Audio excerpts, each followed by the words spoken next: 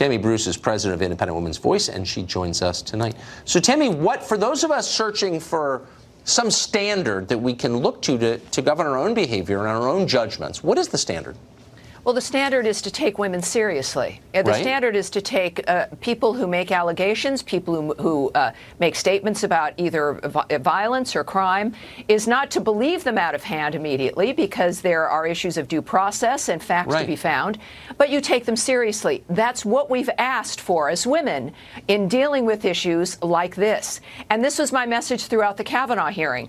When it comes to Christine Ford, it was to take her seriously. I think something happened to her, but then we determined as this unfolded that it was likely not Brett Kavanaugh. And interestingly, in this case, you've got someone who is, as you've noted, is actually not from an opposing political party. There's less of an idea that there might be a political motive here.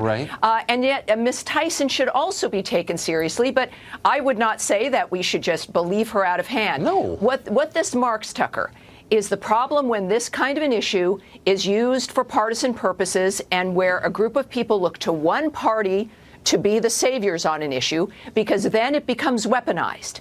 And you never get to a point where you can actually have solutions on the issue. One side uses it to get the other side, and then they ignore it when it happens to their side.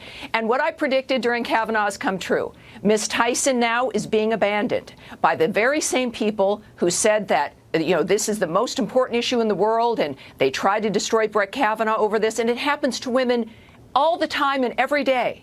And now we're looking at women suspiciously. If you're a Democrat, if you're accusing a Democrat, you aren't to be taken seriously. If you're accusing a Republican, you should.